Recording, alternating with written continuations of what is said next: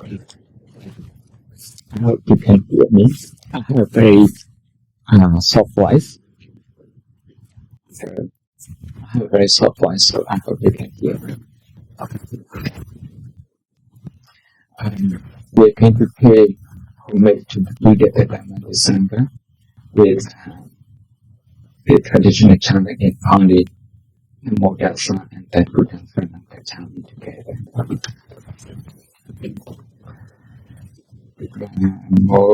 Tassa Bhagavato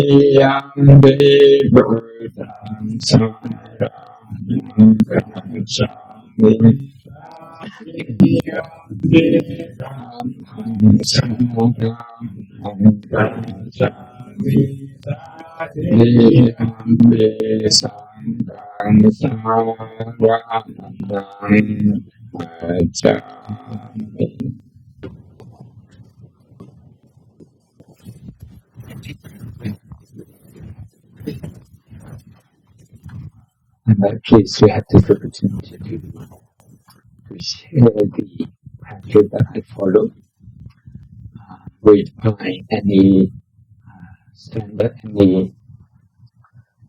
any means that are still very modest. I think it's important that we focus on emotion. I usually use the teaching of the Four Noble Truths and mindfulness to focus on emotion. When we talk about emotion, one story comes to mind. This is of Tibetan Buddhism. One day, a cowboy, we may call this cowboy in the American term. I don't know how the Tibetan would call this. In Tibetan, you have he was taking his leg in a through the mountain to praise. And then he came across a Buddhist monk meditating very deeply. He was very curious. He looked at the meditating monk. What are you doing? And the monk said, I'm meditating. To the cowboy, sitting in the snow on the Tibetan high plateau, alone, far from human inhabitants. This is something strange to the cowboy. So the cowboy said, you are foolish. That shook the meditating monk.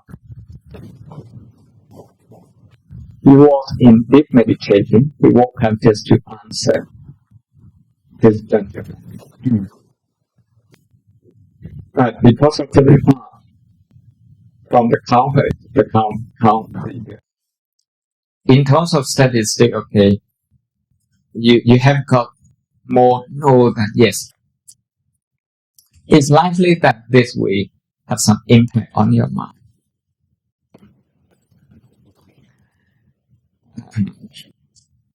I don't think it happened here in Singapore, but some consultant in England, I have many consultant friends. They say sometimes they have to ask psychologists to come and mediate between consultants, because the meeting, okay, instead of 15-20 minutes, it drags on to an hour and a half, simply because none of them would be prepared to compromise.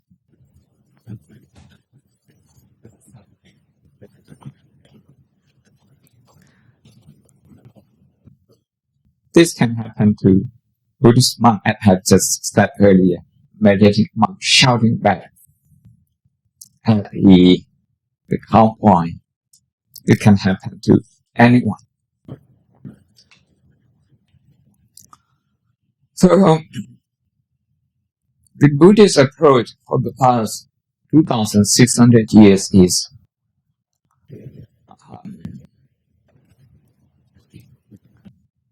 not to use fight or flight whenever possible.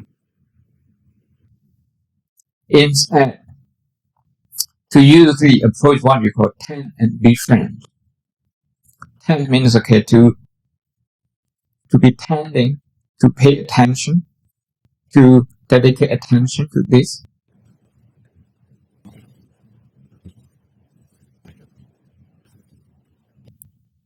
One psychologist said that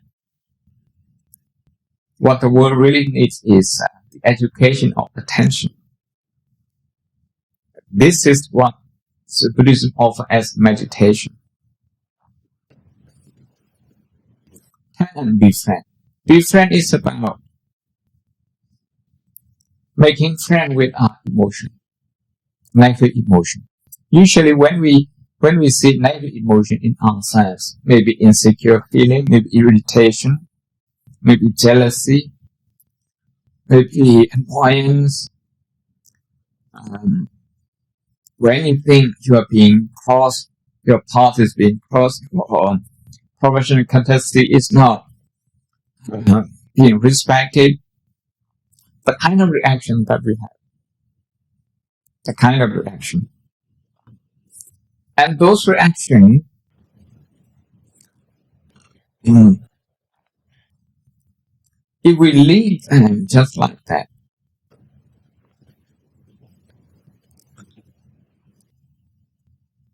it will become established in our subconscious mind. They can surprise us anytime. Look at how the lions catch their prey. They rely on surprise factors. In the same way, negative emotion relies on the surprise factors.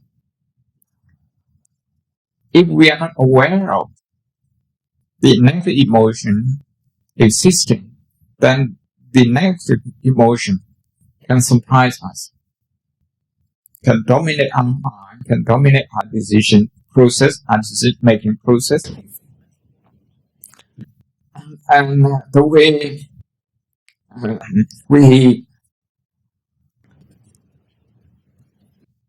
we decide to pursue in our life.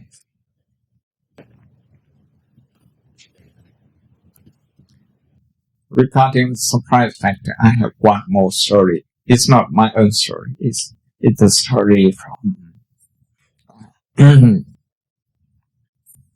a very senior and experienced meditation teacher.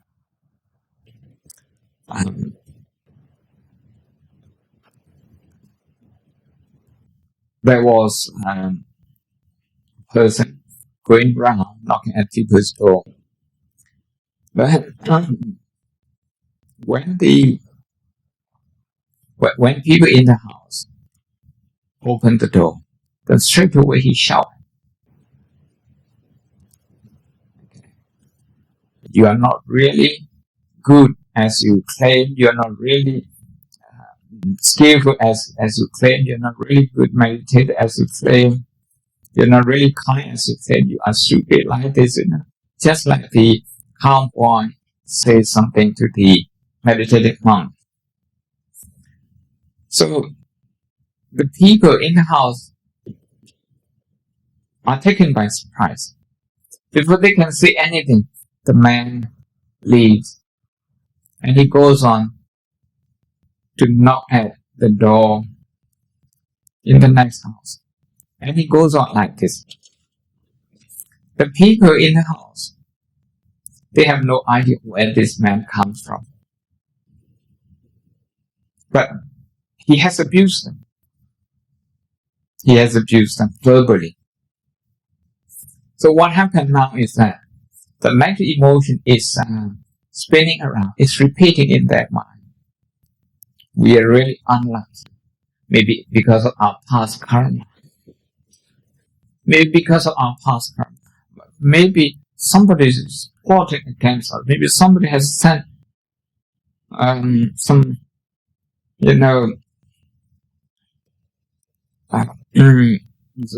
people have, a certain plan to destroy us. People develop some fear, some insecurity. With that fear, with that insecurity, and also fury, those emotions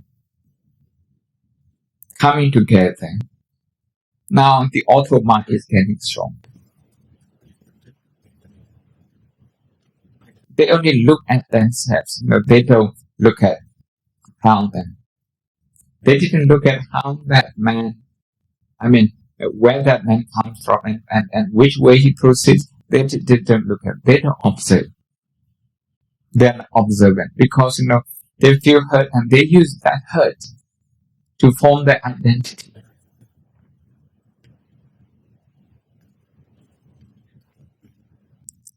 Now they think that in the whole town, in the whole country, they are the only one who have been abused this way. Then, after some time, another man comes around and knocks at the door. Now, they open the door with anger, with fury, with suspicion, with a lot of negative emotion. Remember, the first time they opened the door, the emotion was neutral. But now they're full of negative emotion. The second man answered, have you ever seen a man walking past by and knocking at people's door? Yes, are you related? They are ready to hit at this man to call the police to catch him. I said, no. He is crazy. He's crazy. He gives information. They got the information that the first man is a crazy man. When they got this information, all the negative emotions drop. They also become compassionate about the man. They are worried now. He might get attacked by people who don't understand. You can see how the information from the second person changes your emotion. The first person is like a subconscious mind. It's like the habitual reaction. It's like what we usually call ignorance. You don't expect to have a crazy man knocking at your door. But by the time you got the right information, the negative emotion turns into compassion.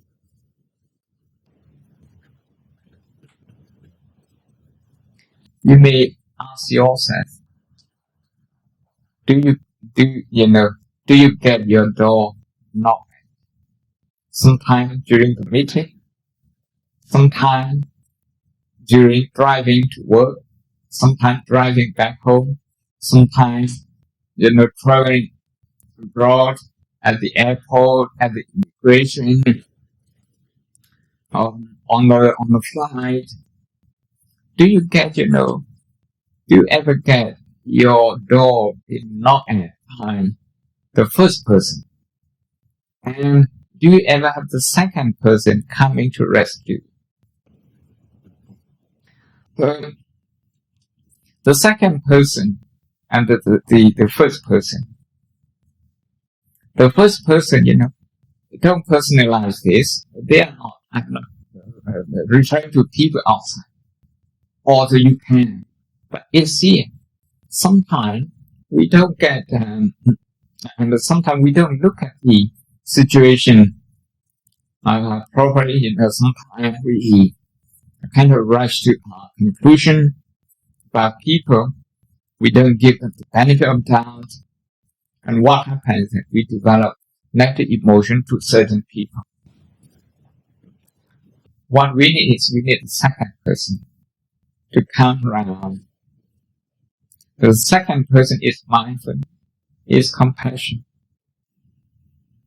So, negative emotion, don't run away and don't fight. To fight with them, if you're going to fight with them, you're going to use a lot of energy. You're in emergency mode. You use up a lot of your energy, your resources. It's not sustainable.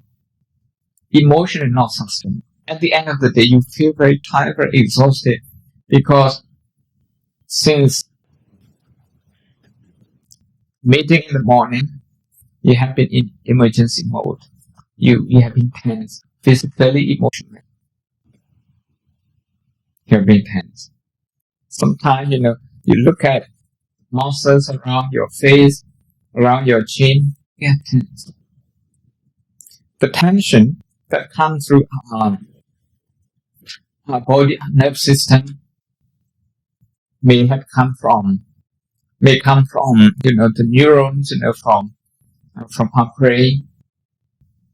As Professor Richardson from Wisconsin University, who has examined Buddhist monks meditating for 20-30 years. When we are under stress and we have a lot of anxiety, only the right side of the precortex has more activities.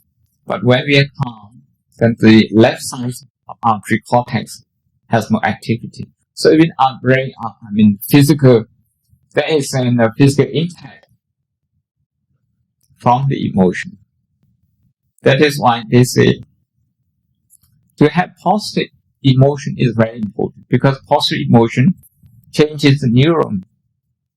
And as you know, the latest neuroplasticity theory in neurology, with meditation, that the neurons, even the damaged one, they can rewire with the healthy one. And then help both the mind and the body. That is why in Vipassana meditation, in mindfulness meditation, the first step of knowledge in the tradition understanding is the knowledge of the mind and the body, meaning the mind and the body affecting each other, working together. This is the first knowledge. The knowledge of mind matter. So, with scientific research, backing up, and today, what I like to do is, to do a short meditation with about 10-15 minutes, and then we open up questions. The instruction is very simple. Very simple. First, we are going to do mindfulness of breathing. You can do mindfulness of breathing the way you have trained yourself. You can count your breathing. You can, if you like, you can put a lot of effort into breathing. You can just breathe normal in any way that would do. The thing is that mindfulness of breathing is very important. That's the message. When we are anxious, breathing pattern changes. The oxygen supply is not sufficient, and that affects the function of the organs and the mind as well. So just focus on breathing in and out. And then I'm going to suggest that it's like this. Mindfulness will be functioning in two stages. The first, when you are observing breathing, I would call this like passive mindfulness. You're just focusing on something which is there, not moving, like breathing. The second stage, active mindfulness. For this one, I like to suggest that you go after your emotion. Deliberately go after your emotion. Today, have you got any negative emotions such as anxiety, worry, agitation, disappointment, any emotion? You just try to grab one of them. Just try to look at this scenario. Either the emotions may be related to yourself, maybe related to other people. Just trying to grab that, and then orientate your mind towards compassion. Because whenever we are facing negative emotions, we are at a crossroad. At a crossroad, you have to turn either left or right. One of them is for the emotion to become more negative, to become more destructive. The other is to turn the anxiety into compassion, which is energizing. The other one, the destructive emotion, like annoyance, anger, automatic thought, they are very taxing. So you can see that every day with our emotion, we are at a crossroad. It's an emotional journey during the working hour. So to repeat the instruction, first, observe breathing in and out for 2 or 3 minutes just to settle the mind. Then deliberately go after your emotion. If not today, then try to keep in touch with negative emotion in the past, in the near past. Don't run away from it. 10 and be frank. 10 means to accept that, to be frank with that, to register that.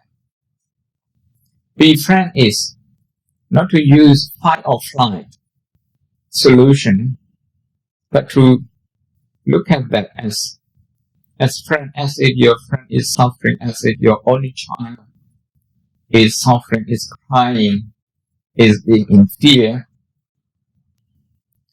So what you do, you're not going to run away from your child, you're not going to fight with your child. Instead, you're going to reassure the child. This is compassion. So first is yourself. The second one is choose one family member and try to relate to his or her negative emotion. And the third one is your friend. The fourth one is your colleague. So 4 people. The first is yourself. The second one is one family member. The third one, your friend. The fourth one, your colleague. Before we start, any question?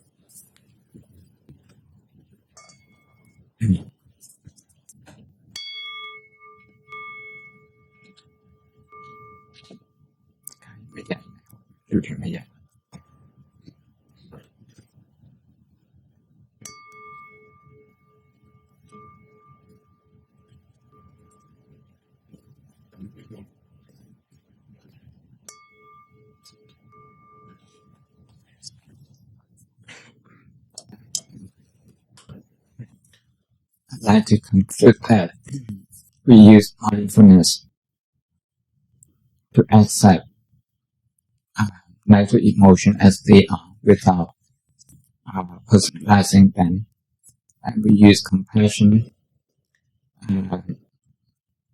to turn negative emotion into our friend.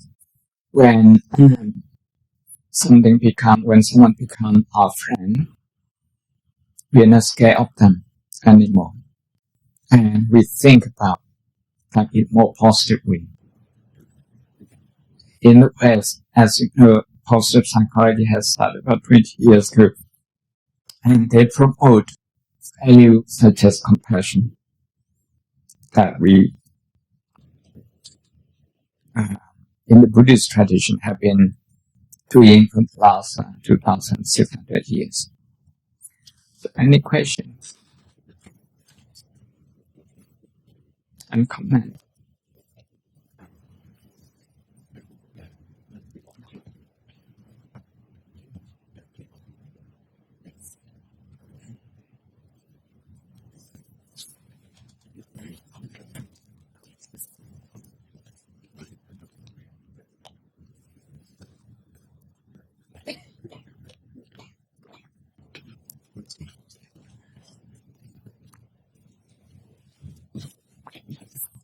Dr. King, any question?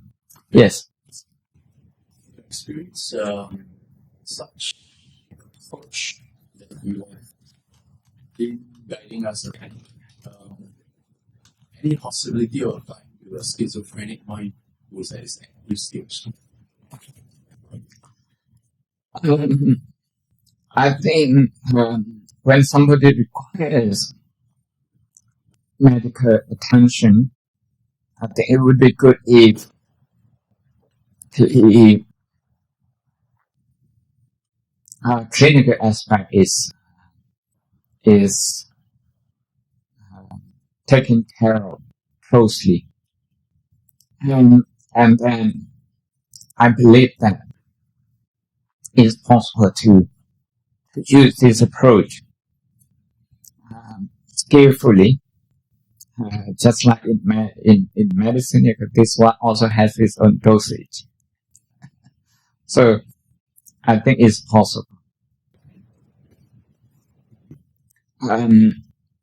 Possible in a sense, a nature and hopeful and positive person. How much, with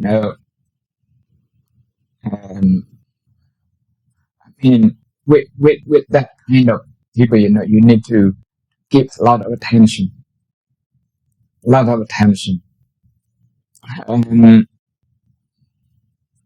If we're able to provide that,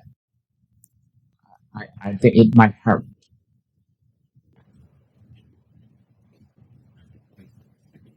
I have seen some people who might be considered that kind of, who might be diagnosed as that kind of case.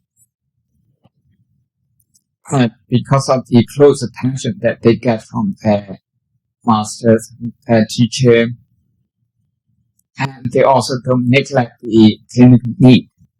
So I think, people who pay stable, I have seen maybe one or two. I can't tell you the percentage. I have not done any research on it. I have not seen people doing research on this. But what we believe is that emotional training has an impact on the brain, on the neurons,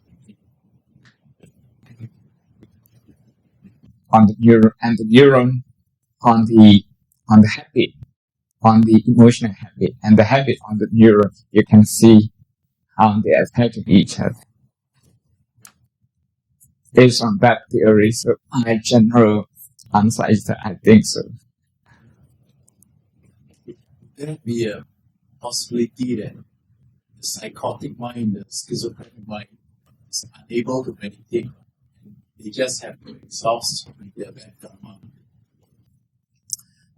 When we talk about meditation, are we talking about traditional meditation? Closing your eyes. In most cases, in Zen meditation, you don't close your eyes, but you're staring at something for a very long time. They may not be able to do this. But there are many ways of meditating. And we have disabled children visiting us maybe once a year, something like this. One child needs 2 attendants. You can see the severity if I say this. When they come, we like to introduce meditation to them. We want them to benefit. Even though they are in that state, what we do is that, okay, you listen and you close your eye, you listen. This draws attention of the children. And then, okay, now I'm holding this, you can hit. And they hit just once and ask other children to pay attention to this. Because this is the education of attention.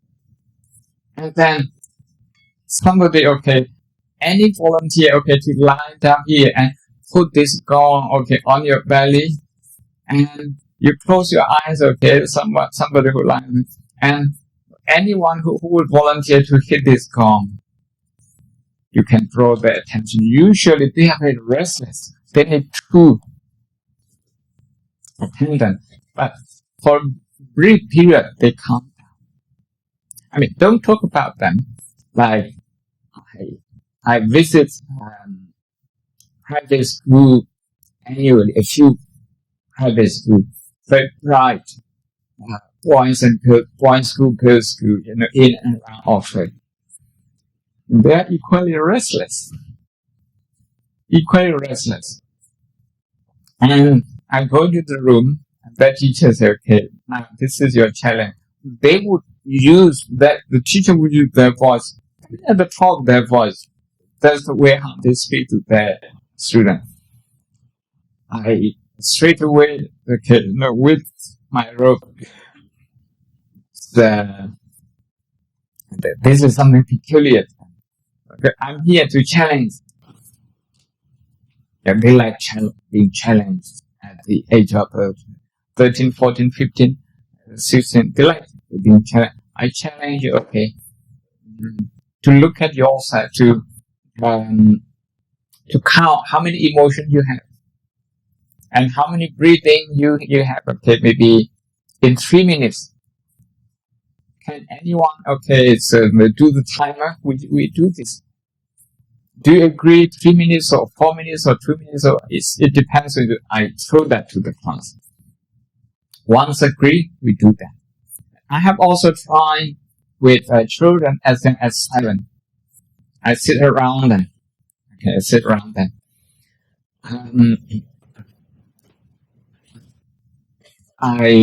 It's very similar to working on negative emotion. So trying to relate to the pain. First your own pain, and then wish yourself that this pain goes away. And then relate to the pain of your mom and dad, trying to relate to that pain, and wish that. And the pain of your pet. Sometimes they can't relate to the pain of their brother and sister, but they can relate to the pain of their pet very well. Like that. I spend time talking to children like that. There's a form of meditation. The cross-like meditation is not, it's not the one form that fits everyone. sometimes say, okay, we're going to eat something, we're going to eat some apple, give apple to children. Now, we have to chew 20 times. Those 20 times, you tell me how you feel. If you want to spit out, if you want to swallow very quickly and you become kind of impatient, if you think it's just nonsense, you just tell me. People are tending and befriending their emotion. It's a form of meditation. Any more questions? Comment?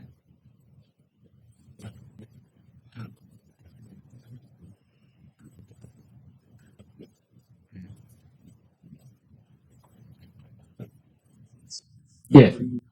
Ask another question. Please. The interpretation from Buddhism from Oxford, interpretation of Buddhism from direct transmission from the forest tradition. Is there certain things that the Oxford scholarly kind of Buddhist education cannot transmit to you?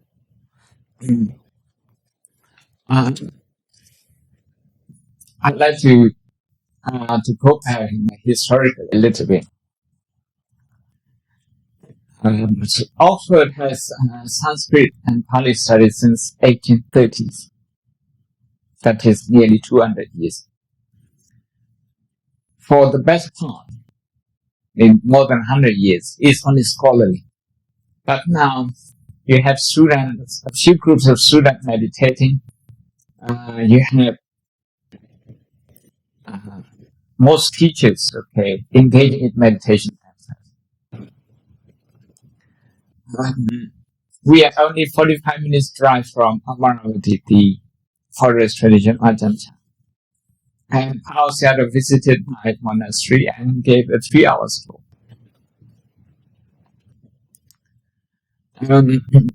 The scholarship has changed. Those days, before the 1960s, if a Buddhist scholar practices Buddhism, his judgment is considered to be subjective, not objective. But that has totally changed. Only the minority of Buddhist scholars in the West don't practice meditation. The majority of them, they are all meditation teachers.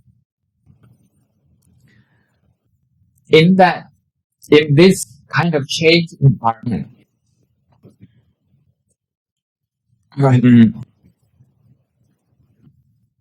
what Oxford and Western University are interested is the application.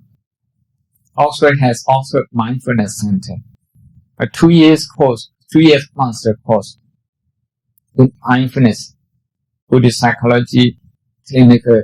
These are all clinical psychologists from hospitals from all over the world. 12 students for every batch, 2 years. For every module, you meditate 5 days. 5 days. So the pure scholarship of the old days is gone. The application in anthropology, application in psychology, application in philosophy, in theology. I'm a member of theology department and theology like that. Now, when we talk about different meditation traditions, we are talking about different techniques. When we talk about techniques, we may differ because we rely on our experience. The teacher, they rely on their experience and they transmit that. But if we talk about meditative qualities, we are the same. Mindfulness is not meditation technique, it's a quality. Concentration is not meditation technique, it's a meditative quality. Compassion is not a technique, it's a quality.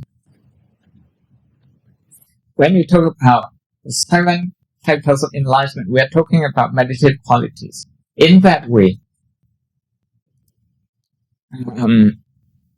we can understand the existence of many techniques. But people purifying their emotion, what we usually refer to as defilement. People purifying their emotion, not with a technique, but with qualities, meditative qualities. You can have them in the forest tradition, you can have them in the scholastic tradition. Some of the monks, they don't meditate as much, but if you observe them closely, that emotion management is as good.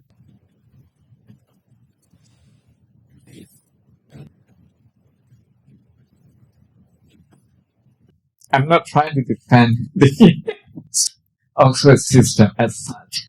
I'm just trying to inform you that the world has changed and it's like that. Yeah.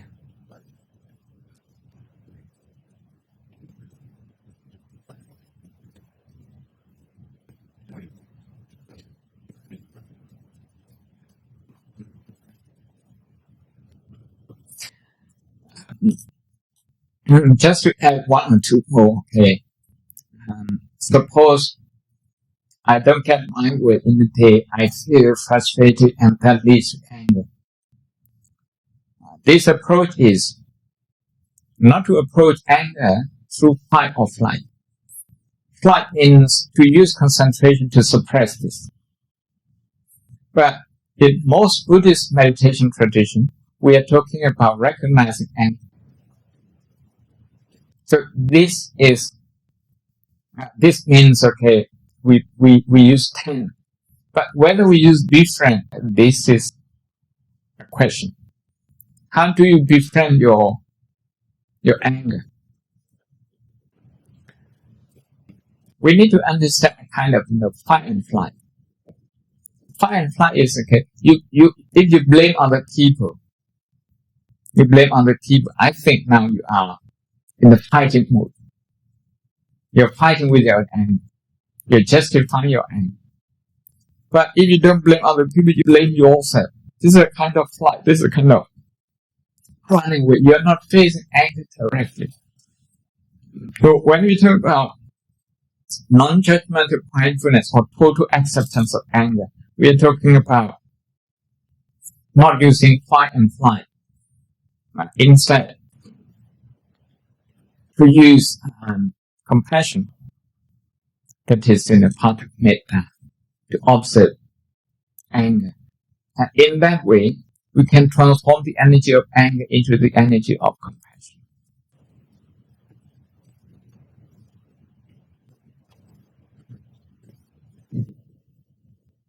I think we can conclude here today. If you don't have any more question, comment, any more questions? Yes, please. Transform the energy of compassion. Every energy of anger is the energy of compassion. How is that done?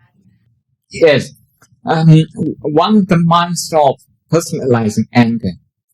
By observing anger, compassion can arise because you see that your mind is suffering from anger. Anger is what we call in Pali dukkha. In the Four Noble Truths, dukkha is not something to run away, it's not something to fight with. It's something to understand.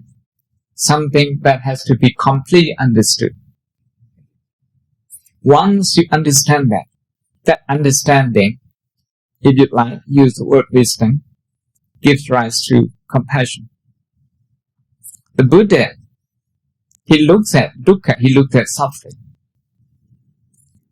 But he did so in a very skillful way that by looking at dukkha or suffering, that didn't depress him. Instead, he became compassionate. That gave a lot of energy because he could relate to the pain of many other people. Everyone who is angry, he can feel their pain.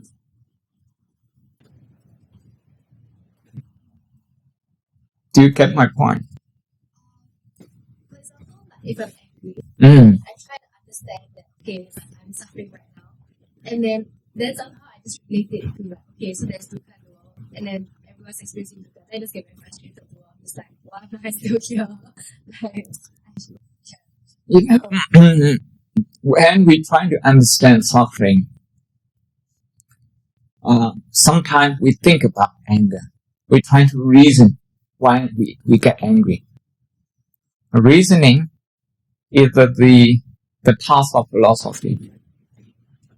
And in the summer, these philosophy students from Oxford Summer School, some of them came to my meditation class and they asked me, what does Buddhism think about philosophy? I said, no, philosophy is very good. It has its limit. What do you mean? The point is that, okay, you sit here with me for 20 minutes, don't move. When you are in discomfort, use all your philosophical position to reason this. Don't move. You will see the limit of your philosophy straight away. Meditation is about going beyond philosophy. It's about using philosophy and also going beyond that. In the first sermon, the Buddha talks about avoiding two extremes. I mean, two positions excluding each other that become too extreme. Meaning logic. In philosophy, we call this logic. Logic consists of two positions that exclude each other. The Buddha said, it doesn't matter how good our thinking is. If we follow logic, there is a boundary. So the middle part in philosophy is called dialectic approach, meaning it goes beyond two extremes. This, as you can see in the Noble Eightfold Path, one is about training our attitude. Something like right view, right thing. This is about right. It's about our attitude. Actually, right thinking in the Four Noble, the first one is about the view, how we look at our world view. The second one, right thought, is about right emotion. It's about not using violent thought, meaning fight and flight. Instead, to use compassion. That's right thought. It's not possible to use thinking, to use philosophy and develop compassion. Otherwise, compassion will be the exclusive property of educated people. That's not the case. So, observant, to observe, to get connected with our anger, that's very important. When we get connected with our anger, we come to see how the subconscious mind behaves. Either blame other people or blame ourselves. These two. And those two, they exclude each other. So when we use mindfulness to observe them, to recognize them, now the blaming mind, the blaming habit, slowing down. Now we can look at anger, we can stare at anger straight without being shaken, without having to run away. To run, some people, we have two kinds of running. We either run after anger and blaming other people, or we run away from anger, meaning, we don't like this and we blame ourselves.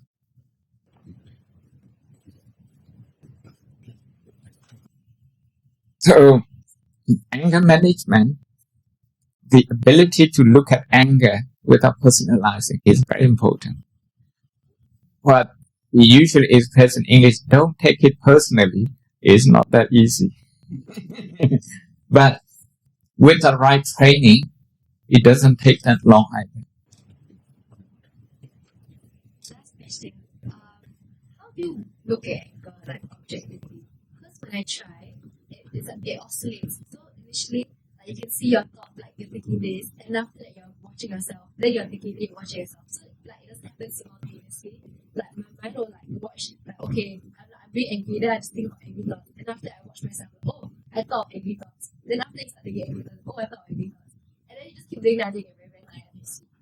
So like, is that considered watching anger? Like, how do you watch if you do this in your own time, not on spot, okay, in your own time, if you are observing your anger, I'd like to suggest that you revisit the past incident where you get angry. You visualize this situation to try to see if there's any anger hidden, if there's any hangover. If there is, then just try to recognize anger, try to feel how anger is putting pressure on your mind to think in a negative way, how the mind becomes restless, how the mind tends to go into blaming mood, that sort of. We look at the, if you like, the symptoms of anger. If you try to visit as many incidents as possible, you're getting familiarized with anger. Then, when you get angry, when you have to deal with anger on the spot, because you're already familiar with anger, this anger is not a wild animal anymore. There's less surprise factor. It's likely that you will be able to manage this anger a lot easier. Yes. I think the meditation master must clarify this now. You were saying that some people use concentration to escape from suffering. So, are you saying that the samadhi meditation is discouraged as opposed to vipassana meditation, or the two is the same and yet not the same, or is concentration meditation? I'm talking about in the pre-Buddhist meditation technique, where people develop concentration, to the highest level. But they didn't use concentration to kind of, if you like, do surgery on that emotion. So the emotion remain untouched.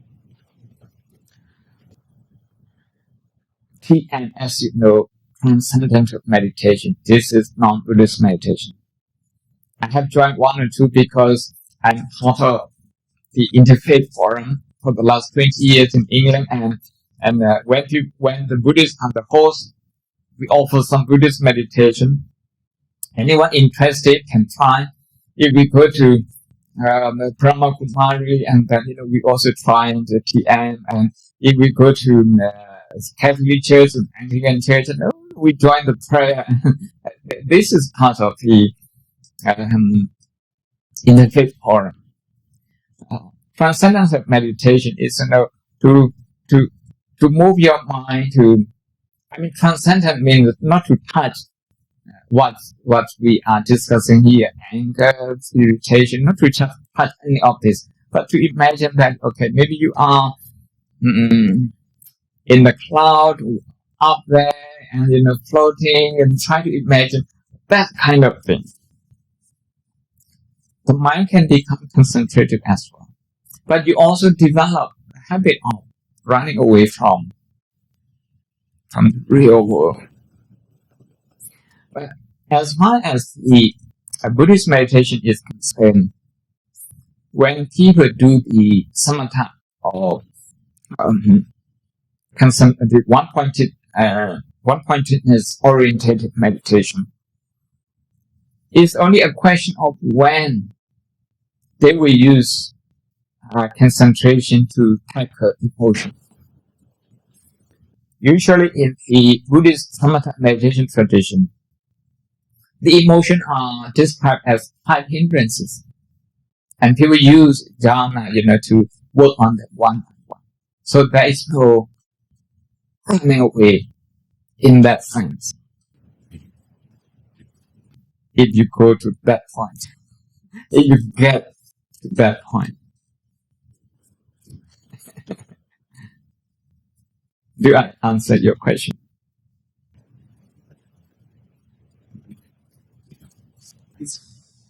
So are you able to go on the path just on samatha meditation?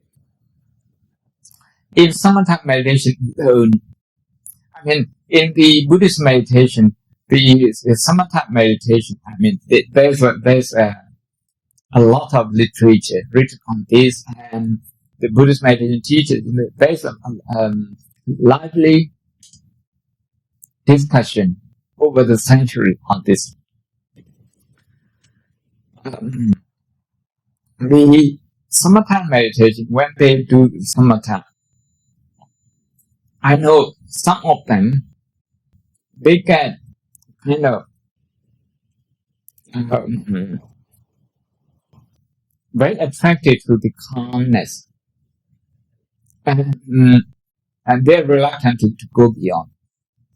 But there are other samatha teachers, highly successful, who not just develop concentration, highly the highest level concentration, but are also putting the concentration into use, using concentration as an instrument.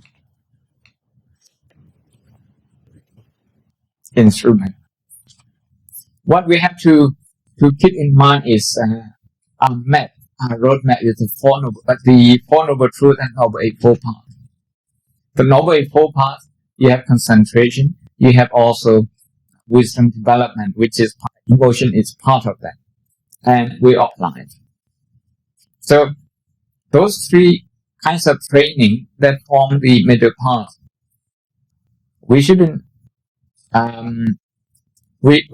we shouldn't use them separately. The point of the middle path is about integrating them. It's about integrating all those qualities together. If we use them one by one, even pre-Buddhist meditation teachers, they were able to teach such technique.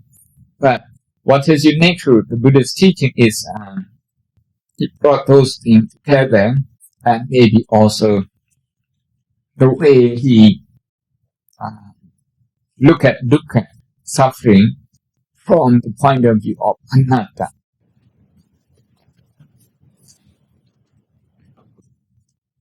I think it's 8:30 now. Yeah, so thank you very much. Thank you, and I wish all of you good health, happiness, and positive emotion management in day-to-day life. Sadhu.